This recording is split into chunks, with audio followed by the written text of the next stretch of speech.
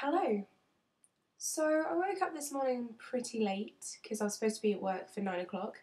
Got ready, rushed and everything, got outside, and what do I see? Yeah, I am stuck with the snow, which is pretty cool. Means I don't have to go to work, which is, I kind of like that about it. So I wondered what I should do today, and I thought the best thing I could do is to make a video. And I said before that I want to review some albums that I've been listening to.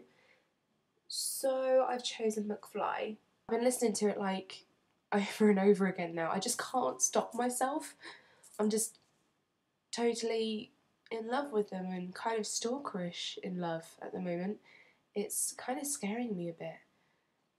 But yeah, I'm going to review their album. All the songs on there I've listened to at least 5 times. And a couple of them I have listened to more than 25 times in like 2-3 weeks. That's kind of crazy. I suppose some people have listened to it more than me, but I find that kind of crazy because I've got about 10 albums that I'm trying to listen to all at once at the moment. So to listen to one song 25 times, and I work full time, pretty cool. So I'll just play you a little snippet now.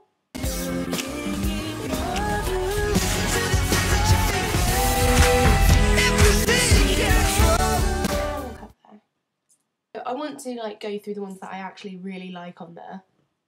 My favourites have to be If You See Kate.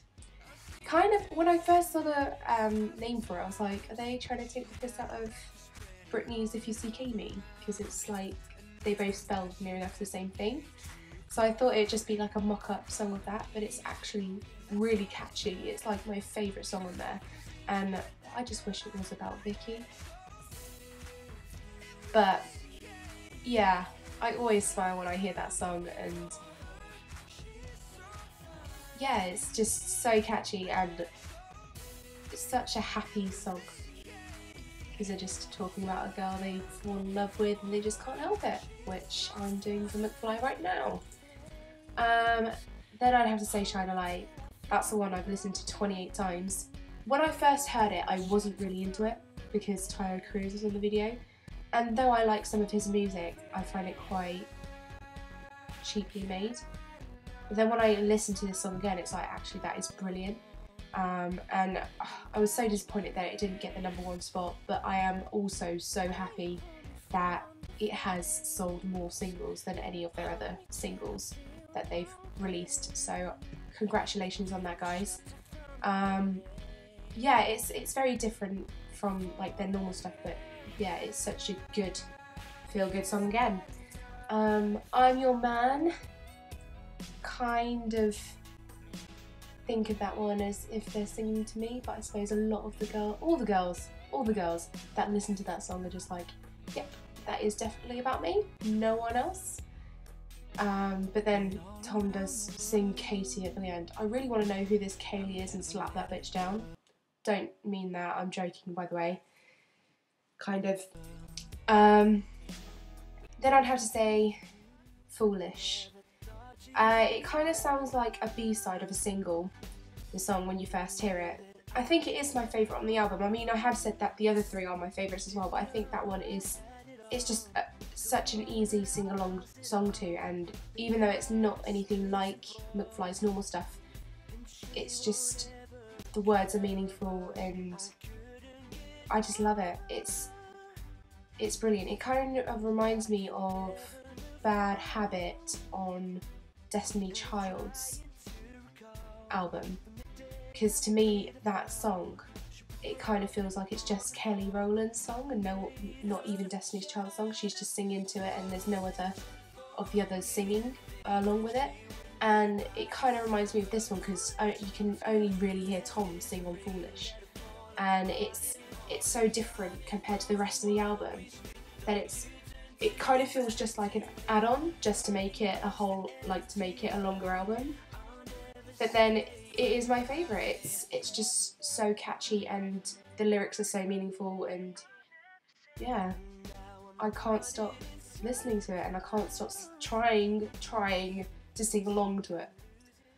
I then have to say my next kind of least favourites, but still in my top, are Nowhere Left to Run. I love the beat to that. The Danny's bit, when I first heard it, it just didn't feel like it was the same song when you go from the verse to Danny's bit. But then I've got used to it and I like it and I really want to love it, but I feel like something might be missing from it. But still, it is a brilliant song. And End of the World, that is a brilliant song as well, but for some reason that isn't my favourite. I do love listening to that, but I think it's just because this album is so good that I want to love them all and I want to say they're my favourites, but Foolish and If You See Kate and Shine a Light, yeah, and I'm Your Man, and End of the World. I can't choose, seriously, but I think Foolish is my top spot, I think. So yeah, they're like my favourites, but then there's the other two that I really like, but I don't want to like them. Take Me There and this song. They are such catchy and positive tunes, but sounds nothing like what Mcfly would release. And I really don't want to like them. But you really do like them. I mean, Mcfly must have felt the same to put them on the album. They're just really, really catchy, but you just don't want to like them because they just don't seem right. I'm just thinking that in a couple of years, everyone who said they loved these two songs are going to listen, like, somehow they'll come back to them and be like, oh my god, it's pure cheese. How did we release that? And you're going to see them get married to this song and they'll be like, why? Why did we do this song?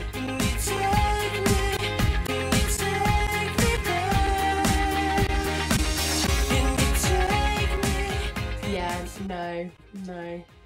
I love the pure cheesiness of these songs, but I am going to see myself absolutely hating them in a couple of years and thinking, why? Why did you have to do this to me from Mcfly? I used to sing along to these. So then the other tracks, which ones were the other tracks? I Need a Woman, yeah, that is catchy, but I don't know.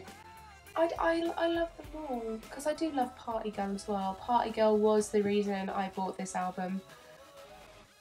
That's the truth. There is a lot of people that I've heard that think that is the best song on the album. But yeah.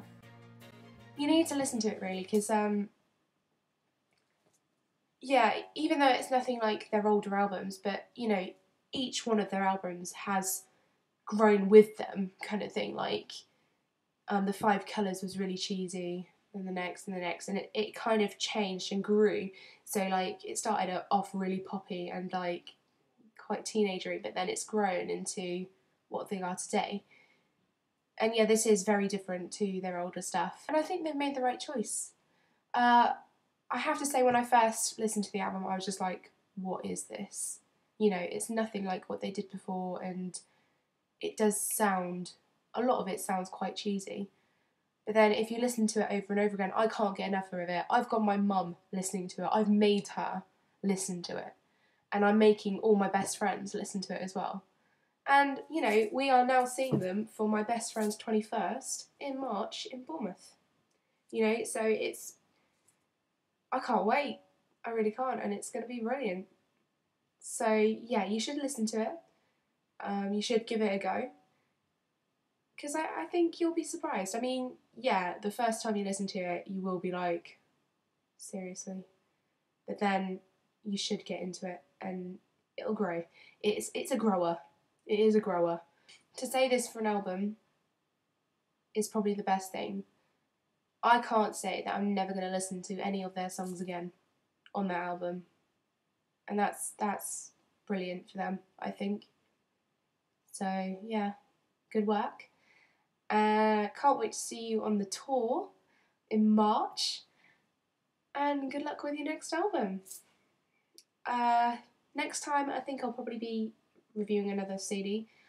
Probably Bruno Mars's or Rihanna's, but we'll see when I get a chance to listen to them. But yeah, until next time, thank you.